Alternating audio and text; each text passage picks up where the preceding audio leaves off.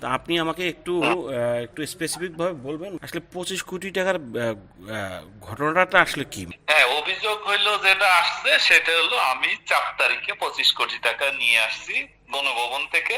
যে টাকাটা অফিসে ছিল 4 তারিখের বিলি বন্টনের জন্য। 4 তারিখের পরে আর আমি অফিসে যাই নাই, অর্থাৎ 5 তারিখে অফিসে যাইনি। এটা আমার কোনো সহকর্মী মেরে দিছে, 30 জনের নাম আসছে। এটা হলো অভিযোগ, তাই তো? ঘটনাটা সত্যি না, কোনো টাকা আনার কোনো ঘটনাই ঘটে নাই।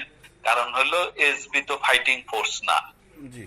এসবির লোক অস্ত্র অস্ত্র নিয়ে কেউ ডিউটি করে নাই, নাম্বার ওয়ান। নাম্বার টু, যে এইটা একেবারে ইন্টেলিজেন্স বেসড অর্গানাইজেশন, ফলে ফাইটিং ফোর্স যেহেতু না, এই টাকা আনার তো প্রশ্নই আসে না। কোনো টাকা আনি নাই। আর টাকা যে আনি নাই, কারণ বলতেছে 25 কোটি, 25 কোটি টাকা একসাথে আমি দেখি নাই। আপনি বিশ্বাস করবেন কি করবেন না জানি না, 2 কোটি টাকায় আমার ধারণা যে একটা বস্তা হবে। তো আচ্ছা। তাইলে মানে 12, 13, 14টা বস্তা হওয়ার কথা। জি। এই বস্তা 7 তারিখে আনলে এই বস্তা, এই 12, 13 বস্তা আমার গাড়িতে আনা সম্ভব। এটা আনার জন্য একটা পিক আপ বা একটা ট্রাক লাগবে, নাম্বার ওয়ান। জি। নাম্বার টু হইলো এইটা একেবারে ডিবি, সরি, এসবি অফিসের গেট থেকে আমার রুমে যাইতে অন্তত 10টা সিসি ক্যামেরা পার হয়ে যেতে হবে। জি। এই সিসি ক্যামেরা এই 5 তারিখের আগে এই সময়টাতে 1 মিনিটের জন্য বন্ধ নাই। এই ফুটেজ গুলো এসবি অফিসে রক্ষিত, সংরক্ষিত থাকার কথা। মূল কথা হলো যে এই কোনো টাকা আনার 25 কোটি কেন, 25 টাকা আনারও কোনো ঘটনা ঘটে নাই। আর যে টাকা আনা হয় নাই সেই টাকা মানে আত্মসাৎ বা কলিগরা নিয়ে গেছে, এই ঘটনাটাও সত্য না। তো ফলে এই 25 কোটি টাকার বিষয়টা পুরোপুরি একেবারে ভুয়া। এটাই এই সংক্রান্তে আমার বক্তব্য। আচ্ছা, মনির ভাই, সেটা হচ্ছে যে হ্যাঁ, সরকারকে আপনারা আসলে কি ইন্টেলিজেন্সটা দিছিলেন? অন্য ইন্টেলিজেন্সের কি ছিল জানি না, কেএসবি থেকে সবসময় বলা হয়েছে যে এটি ছাত্রদের আন্দোলন, এবং এখানে ছাত্র লীগেরও একটা বড় অংশ এই আন্দোলনকে শুরু থেকেই সাপোর্ট করেছে। এই কোটা প্রথা বা কোটার ইয়ে কমিয়ে আনা। তো আমাদেরও সুপারিশ ছিল যে এটা, অর্থাৎ আদালতের মাধ্যমে ফাইনালি যেটা আসছে ওইটাই আমাদেরও মতামত ছিল যে এটা কমিয়ে আনা, একটা যৌক্তিক পর্যায়ে কমিয়ে আনা, এইটুকুই ছিল। আর সবসময় শক্তি প্রয়োগের পরিবর্তে আলোচনার মাধ্যমে, এবং মানে আমার সবগুলো ইয়েতেই আছে যে পেশাদারিত্বের সাথে এবং সংযম এবং পেশাদারিত্বের সাথে যে কোনো পরিস্থিতি মোকাবেলা করার বিষয়ে আমরা ইয়াতে যে অপারেশনাল ইউনিট তাদেরকে পরামর্শ দিচ্ছি। একটা রিপোর্ট এসেছে, আপনি নিশ্চয়ই দেখেছেন, যে জি। জঙ্গিবাদে অর্থদাতা নিষিদ্ধ এনজিও আপনি নিজে চালাতেন বা এটার সাথে অর্থায়নের সাথে আপনি জড়িত ছিলেন। এইটা ওই এনজিও থেকে প্রতিবাদ দিচ্ছে। আমরা মানে আমার পরিবারের পক্ষ থেকে একটা প্রতিবাদ যাচ্ছে, এগুলো পুরোটাই ভুয়া। এবং এই এনজিওর জন্ম হয়েছে বাংলাদেশে আরআইএসএস, যেটা রিভাইভাল অফ কি ইসলামিক হেরিটেজ সোসাইটি, জি। এইটা বন্ধ হয়েছে বাংলাদেশে বোধহয় মানে অন্য জায়গায় 3 সালে, এখানে 4 বা 5 সালে। আর যে এনজিওর কথা বলা হয়েছে কেজিআরসি, এইটা হলো সম্ভবত 93 সালে গঠিত হয়েছে। জি। ফলে এইটার সঙ্গে কারা কারা আছে এইটা ওই তারাই তাদের ইয়ে থেকে বলবে। ইয়ে থেকে তো এইটার সাথে আমার কোন রকম কোনো সম্পর্ক নাই। এখানে আমি জীবনে কোনোদিন যাই নাই, তারাও কোনোদিন আসে নাই। আমার ব্রাদার ইন ল সে এইখানে টুকটাক ওই যে ইয়ে করতো, সে 2002-3 সাল থেকে টুকটাক ঠিকাদারি করতো। এই সে ঠিকাদার, ওখানে জাস্ট ঠিকাদারি ছিল শেষ পর্যন্ত। ওখানে এনজিওর পরিচালনার পরিষদে সবই বিদেশি লোক। এটার সাথে আমাদের কোনো ওইভাবে কোনো মানে বিশেষ করে আমার এবং আমার পরিবার, পরিবার বলতে তো মানে স্ত্রী এবং সন্তানদের বোঝায়, এই কোনো ধরনের কোনো সম্পৃক্ততা ওখানে কাগজপত্র আছে, এই আছে, এনজিও ব্যুরোর রেজিস্ট্রেশন আছে। আপনি যদি চান আমিও কালেক্ট করলাম, এই যে নিউজ হওয়ার পরে আমি আপনাকে পাঠিয়ে দিচ্ছি, আপনি দেখে নিতে পারেন। এটার সাথে আমাদের কারো কোনো সম্পৃক্ততা নেই। আর জঙ্গি বলে রাজনৈতিক নেতাকর্মীদেরকে গ্রেপ্তার করে নিয়ে আসার একটা বিষয় আসছে, এক। দুই নম্বর হচ্ছে যে জামাতুল আনসার ফিল হিন্দাল সার্কিয়া নামের যে সংগঠনটার বিরুদ্ধে অভিযান চালাইছে র্যাব এবং সিটিডিসি, হ্যাঁ। তো এটার মধ্যে যে জামাত ইসলামের যে আমির ডক্টর শফিকুর রহমানকে জড়ানো, তার ছেলেকে জড়ানোর ব্যাপারে আপনার ইনভলভমেন্ট ছিল, এটা ব্যাপারে যদি একটু বলতেন। এইটার বিষয়ে আমি মানে কোন ধরনের কোনো ইয়ে নাই, এটার আমার ইনভলভমেন্ট বা অবহিত আমি নই। কারণ সিটিটিসি চলে হইলো, সিটিটিসি ঢাকা মেট্রোপলিটন পুলিশের একটা ইউনিট।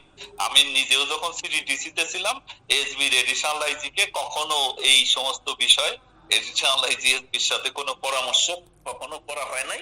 এটা ডিএমপি কমিশনারের আওতায়, যেহেতু ডিএমপি কমিশনার এবং তার উপরে আইজির কাছে এটা জব দিই না। মানে আপনি বলছেন যে এরকম যদি কোনো কিছু ঘটে থাকে তাহলে এটা ডিএমপি বলতে পারবে, আপনি বলতে পারবেন না? এটা একেবারেই মানে এই অনেক কিছু আমরা জানতামও না। মানে এই যে ইয়ের পরে আমি ওখান থেকে চলে আসার পরে তারপরে যারা গেছে এই কাজকর্মের সাথে আমার কোনো ধরনের কোনো সম্পৃক্ততা নাই। আর জামাতের আমিরের সাথে আমার কোনোদিন কোনো দেখা হয় নাই, কথা হয় নাই, পরিচয়ও নাই। তার সাথে আমার জমি জমা কিংবা টাকা পয়সা কোনো বিষয়ে কোনো বিরোধ নাই। কাজেই তাকে সার্কিয়ার বিষয়টা সার্কিয়া তো প্রথমে র্যাবই এটাকে করেছে, অভিযান করেছে পাহাড়ে, আমরা জানি র্যাব এবং সেনাবাহিনী, এবং পরবর্তীতে দেখলাম সিটিটিসিও কিছু লোকজনকে ধরেছে। জাস্ট এই পর্যন্তই আমার নলেজ, ওই পর্যন্তই আমার এই বিষয়ে মিনিমাম কোনো ইয়ে নাই। আর মানে রাজনৈতিক নেতাদের বিষয়ে আমি খুবই সচেতন ভাবে আমি কাজ করেছি। এটা আমি আমার আগের সময়টা যদি দেখেন, 2009 সালের মার্চ মাস থেকে 2016 সালের ফেব্রুয়ারি মাস পর্যন্ত আমি মানে ডিবিতে কাজ করেছি। হ্যাঁ, তখন অনেকে অ্যারেস্ট হয়েছে, অনেক রাজনৈতিক নেতা অ্যারেস্ট হয়েছে, এবং সেই রাজনৈতিক নেতারা অ্যারেস্ট হন কিভাবে হন, এটা আইন অনুযায়ী যে কাজটা হয়েছে, সেই ক্ষেত্রে আমি পেশাদারিত্বের সাথে কাজ করার চেষ্টা করেছি। যারা ওই সময় রিমান্ডে ছিল তাদের সাথেও কথা বলে দেখতে পারেন। আমি কখনো পেশাদারিত্বের বাইরে কারোর সাথে মানে কোনো খারাপ আচরণ বা কাউকে লজ্জা বা এই ধরনের কোনো বিষয় মানে কোন, অধিকাংশ শীর্ষ নেতাই বিভিন্ন সময় গ্রেপ্তার হয়েছে। আর শীর্ষ নেতারা যখন গ্রেপ্তার হন, রাজনৈতিক নেতারা গ্রেপ্তারের ক্ষেত্রে এই আইন কানুনের আলোকে সবকিছু দেখেই আসলে গ্রেপ্তার করা হয়। এবং এটা তো সেই হিসেবে ওই পর্যন্ত 2016 সালের ফেব্রুয়ারি পর্যন্ত, হ্যাঁ, আমি ডিবি যেহেতু রাজনৈতিক মামলাগুলো দেখে ইয়ে করে, সেগুলো আমি করেছি। কিন্তু সিডিটিসি তে আসার পর কোন রাজনৈতিক ব্যক্তিত্বের সাথে এই সিডিটিসির কোনো সম্পর্ক ছিল না 21 সালের ইয়ে পর্যন্ত। আচ্ছা মনি ভাই, আপনার বিরুদ্ধে অনেকগুলো মামলা হয়েছে বিভিন্ন থানায়, হ্যাঁ, এই 5 আগস্টের পরে, আপনি নিজেও জানেন সেটা। তা আপনি যদি বাহিনী থেকে বা সরকার যে এখন ইন্টারিম সরকার যে আছে যদি বলে যে আপনি আত্মসমর্পণ করেন, আপনি সেটা করবেন কিনা?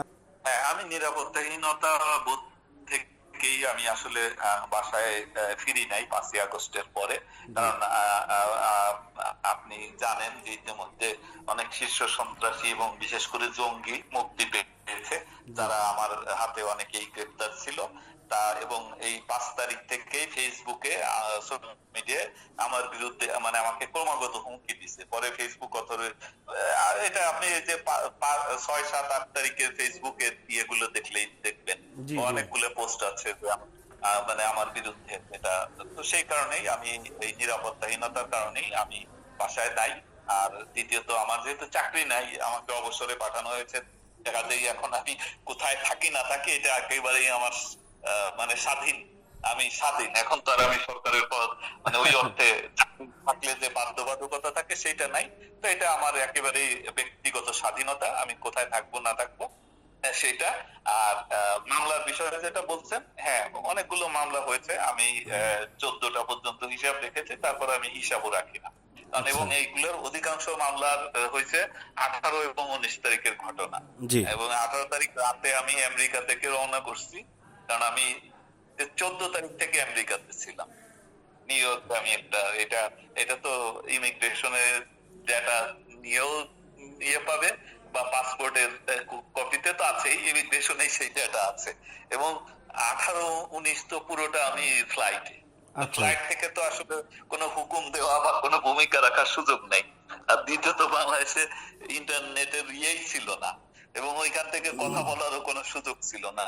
তো এই ঘটনা থেকেই তো বোঝা যায় যে মামলাগুলো ফৌজদারি মামলা হয় কি, ফৌজদারি অপরাধ ধরে যে এই একটা অপরাধ সংঘটিত হয়েছে, এই অপরাধের সাথে কারা কারা জড়িত। কিন্তু মামলার ধরন দেখে মনে হচ্ছে আগে লোক ঠিক করেছে, অমুক অমুকের বিরুদ্ধে মামলা দিতে হবে। এই সমস্ত মামলা নিয়ে আমার কোনো ইয়া নাই। আমি আস্থা রাখতে চাই, বিশ্বাস রাখতে চাই যারা তদন্ত করছে, তদন্তে যদি সম্পৃক্ততা আমার আসে আমাকে গ্রেফতার করবে, আমার কোনো ইয়া নেই, এবং আমি সেটা আইনগতভাবে মোকাবেলা করবো। আমি দেশেই আর দেশেই থাকবো।